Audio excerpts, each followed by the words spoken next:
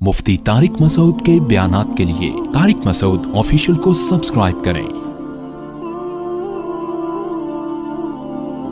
Tariq Masood official.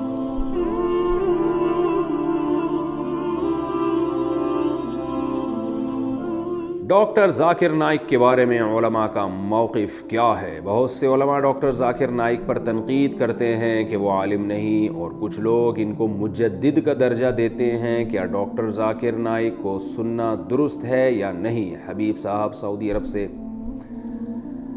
देखिए, doctor Zakir Naik के बारे में इफ़रात व तफरीत है। कुछ लोग तो उनको बहुत ही बढ़ा देते हैं कि कल मेरे पास विरासत के मसाइल के लिए लोग आए थे, तो मैंने उनको मसला बताया। बिनोरी टाउन का फ़तवा भी था उनके पास। मैंने कहा कि ये भी फ़तवा वही है जो मैं बता रहा हूँ आपको। तो उलमा, मैंने कहा किसी भी मदरसे से आप फ़तवा लेंगे तो जो फ़तवा सारी दुनिया के मदारिस का है वो इसमें एक ही है। तो वो कह रहे हैं डॉक्टर ज़ाकिर नाइक से हमने सुना है, कुछ यूँ कह रहे थे, कुछ यूँ कह रहे थे। तो मैंने उनसे कहा कि देखें, डॉक्टर ज़ाकिर नाइक से आपने जो सुना है, मुझे नहीं पता वो आप समझे भी हैं कि नहीं समझे, डॉक्टर ज़ाकिर नाइक का मौक़िफ़ क्या है, और ये भी नहीं मुझे पता कि वो इस बारे में सही कह रहे थे गलत कह रहे थे। लेकिन हर शख्स की एक फ़ील्ड हुआ करती है। तो मैं क्या, बड़े बड़े उलमा यही बताते हैं कि डॉक्टर ज़ाकिर नाइक की जो फ़ील्ड है वो है अदियान आलम, उनमें तक़ाबुल, बहुत सारे दीन मज़ाहिब के बारे में उनको बहुत ज़बरदस्त मालूमात हैं और बेपनाह गैर मामूली हाफ़िज़ा है। तो इस हाफ़िज़े की बेस पे वो फिलबदी ही जवाब देते हैं। इसमें उनकी बहुत तैयारी है।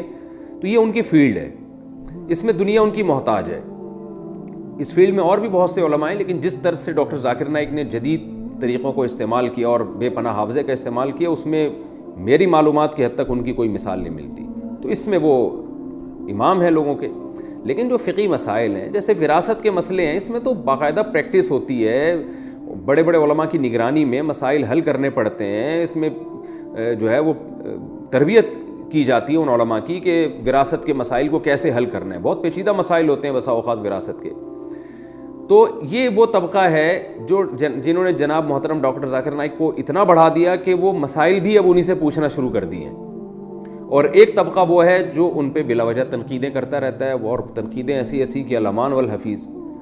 तो एतदाल की बात यही है जो हज़रत मुफ्ती तक़ी उस्मानी साहब जैसे बड़े उलमा की राय है, और भी दीगर बड़े उलमा की राय है कि भाई वो अपनी फ़ील्ड के माहिर हैं, लेकिन मसाइल के मामले में उनकी तहक़ीक़ नहीं है। वो ख़ुद बसा औक़ात ये एतराफ़ कर चुके हैं। मेरी उनसे बराह रास्त 2 दफ़ा मुलाकात हुई है, और दोनों दफ़ा में उन्होंने एतराफ़ किया कि मैं मुफ्ती नहीं हूँ, मसाइल मेरा काम नहीं है।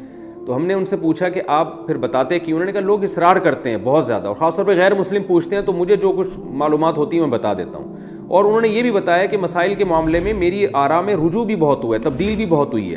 कि पहले मुझे कुछ मसाइल थे जिनकी पूरी तहक़ीक़ नहीं थी, मैंने बता दिया, लेकिन फिर मुझे एहसास हुआ, जिसमें उन्होंने 3 तलाक़ के मसले के बारे में बताया कि पहले मेरी राय ये थी कि 3 तलाक़ें एक होती हैं, तो मैं बरमला बताता था। बाद में और रिसर्च की तो पता चला कि नहीं, भी एक इसके मुकाबले में दूसरी भी बहुत मजबूत राय मौजूद है। तो मैंने फिर उनसे कहा कि आप मज़ीद मुताला करेंगे तो और इसमें आप आगे बढ़ेंगे। तो खैर, मेरी क्या औकात उनके सामने, यानी जिस फील्ड में वो चल रहे हैं तो उसमें मेरी कोई औकात नहीं है।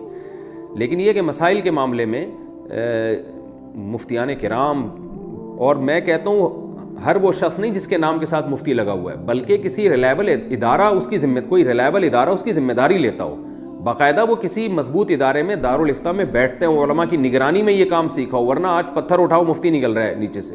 हर पागल से पागल ने अपने नाम के साथ मुफ्ती लगाया हुआ है। और कोई हमारे यहाँ पाकिस्तान में तो कोई मैयार ही नहीं है ना कि जिसको चाहो मुफ्ती लगा के। मुफ्ती अब्दुल कवी का कैसा स्कैंडल चला है, लोग मुझे कहने लगे मुफ्ती अब्दुल कवी ने ये किया। मैंने कहा पहले ये तो साबित करो कि ये मुफ्ती भी हैं कि नहीं है। तो जिसके नाम के साथ चाहो मुफ्ती लगा दो, इतना सस्ता लफ्ज़ हो गया है हमारे मुआशरे में। और पत्थर उठाओ तो नीचे से मुफ्ती निकलता है। आमिल मुफ्ती बने हुए हैं, रूहानी आमिल जो जिन चुड़ैल भूत भगा रहे हैं वो मुफ्ती बने हुए हैं। तो जिन चुड़ैल भूत भगाने वाले का तो मुफ्ती से कोई ताल्लुक़ ही नहीं होता। तो वो अपने नाम, रूहानी टोपी ड्रामे जो हैं वो अपने नाम के साथ मुफ्ती लगा रहे हैं। तो बाकायदा जो बड़े बड़े दीनी इदारे हैं, उन इदारों में, चाहे वो अरब में हो, चाहे वो पाकिस्तान में हो, बर सग़ीर में हो, उस इदारे का मंझा हुआ कोई आदमी होना चाहिए जिसने बाकायदा प्रॉपर तरीके से ये काम किया हो, अहले इफ्ता की निगरानी में फ़तवा सीखा हो, तहक़ीक़ करना जानता हो, इस फील्ड में माहिर हो, सुबह शाम लोगों के रोज़मर्रा मसाइल आ रहे हैं उसके पास, उन पर रिसर्च कर रहा हो। इसमें बहुत खोपड़ी लगती है, दिमाग लगता है, इतना आसान नहीं है ये। تو میں نے جب زندگی میں پہلا فتویٰ لکھا تھا نا تو مجھے اندازہ ہو گیا تھا یہ کتنا مشکل کام ہے فتویٰ لکھنا، کتنا مشکل کام ہے. تو اور علماء کی نگرانی میں بیٹھ کے لکھنا. عوام کو تو بیوقوف بنانا بہت آسان ہوتا ہے، کوئی بھی حدیث کا ریفرنس رٹا لگا کے آپ پبلک کے سامنے رکھ دیں تو لوگ بیوقوف بن جاتے ہیں. تبھی آپ دیکھ لیں مارکیٹ میں نئے نئے لوگ آئے ہوئے ہیں جو پراپر عالم نہیں ہے لیکن مفتی بنے ہوئے ہیں، حالانکہ مفتی تو عالم کے بعد بنتا ہے. تو ایسے لوگ آئے ہوئے ہیں جو عالم ہی نہیں ہے لیکن ڈائریکٹ، یعنی ایک ایسا شخص ہے جس نے MBBS تو کیا نہیں ہے لیکن وہ گردوں کا اسپیشلسٹ بن گیا. تو گردوں کا اسپیشلسٹ، کڈنی اسپیشلسٹ تو بہت بعد میں جا کے بنے گا، پہلے تو سادہ ڈاکٹر تو بنے گا نا وہ. تو اب ایسے مفتی مارکیٹ میں آ رہے ہیں، محقق آ رہے ہیں مارکیٹ میں کہ وہ پراپر عالم ہی نہیں بنے، عربی گرامر تک نہیں آتی ان کو، عربی عبارات تک نہیں پڑھ سکتے، اور وہ جناب مفتی بنے ہوئے ہیں. تو یہ قیامت کی علامات ہیں. نبی صلی اللہ علیہ وسلم نے فرمایا قرب قیامت میں علماء اٹھا لیے جائیں گے اور لوگ جاہلوں کو اپنا سردار بنا لیں گے. تو اس لیے مسائل کا جو علم ہے نا یہ بہت نازک پیچیدہ علم ہے. اس میں باقاعدہ پراپر مفتیان کرام سے رجوع کیا جائے گا، ان سے رابطہ کیا جائے گا.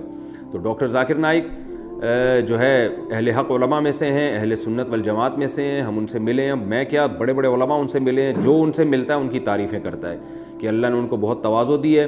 ان میں بڑی اچھی بات یہ ہے کہ ان کو اگر بتایا جائے کہ آپ سے یہ مسٹیک ہوئی ہے تو فوراً رجوع کرتے ہیں وہ، اور سنت کے پابند ہیں، تہجد کے پابند ہیں، دعاؤں کے پابند ہیں، معمولات کے پابند ہیں. تو اللہ تعالیٰ نے ان کو ان صفات سے نوازا ہے. اللہ تعالیٰ ان کی عمر میں خوب خوب برکت عطا فرمائے، اور جو پابندیاں دنیا میں ان پہ لگی ہوئی ہیں اللہ تعالیٰ وہ پابندیاں ان سے دور فرمائے. اور یہی ہماری رائے ہے. ان کے عقائد میں اور اہل سنت والجماعت کے عقائد میں کوئی فرق نہیں ہے. جو عقیدہ طحاویہ میں عقائد لکھے ہوئے ہیں اسی عقائد کے حامل ہیں وہ.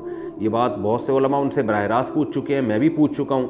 تو وہ یہی بتاتے ہیں کہ کوئی ان کے وہ حنفیہ، شافعیہ، مالکیہ، حنبلیہ، ان چاروں مکاتب فکر کو اہل سنت والجماعت میں داخل سمجھتے ہیں. اور کوئی اگر فقہ حنفی کو فالو کرتا ہے یا فقہ شافعی کو فالو کرتا ہے اس کو برا نہیں سمجھتے. بلکہ جب میری ان سے براہ راست بات ہوئی تھی تو انہوں نے خود بتایا تھا کہ پوری دنیا میں ان کی ریسرچ کے مطابق سب سے زیادہ فقہ حنفی کو فالو کیا جاتا ہے. 50% لوگ ہیں جو فقہ حنفی کو فالو کر رہے ہیں اسلام میں، مسلمانوں میں. اور انہوں نے بتایا کہ 30% لوگ فقہ شافعی کو فالو کرتے ہیں، 17% فقہ مالکی کو، 2% لوگ فقہ حنبلی کو، اور 1% لوگ ایسے ہیں جو ان چاروں میں سے کسی فقہ کو فالو نہیں کرتے. تو ان کا موقف اہل سنت والجماعت کے بارے میں بہت اچھا ہے. جس طرح ان کے بارے میں یہ الزامات لگتے ہیں کہ وہ بالکل ہی چاروں مکاتب فکر کو غلط سمجھتے ہیں، ایسا کچھ بھی نہیں ہے. وہ بہت معتدل قسم کے ایک عالم ہیں. عقائد میں وہی عقائد ہیں ان کے جو اہل سنت والجماعت کے عقائد ہیں. باقی غلطی انسان سے ہوتی ہے، ہم سے بھی ہو سکتی ہے، مسائل بتانے میں ان سے بھی ہو سکتی ہے. تو ان غلطیوں کی بیس پر کسی کو گمراہی کا فتویٰ نہیں لگایا جا سکتا، بلکہ یہ کہا جائے گا کہ بھئی یہ اس معاملے میں ان سے یہ خطا ہوئی ہے اور اس کی دلیل یہ ہے، جیسے کہ علماء کا ایک بات کرنے کا طریقہ ہوتا ہے.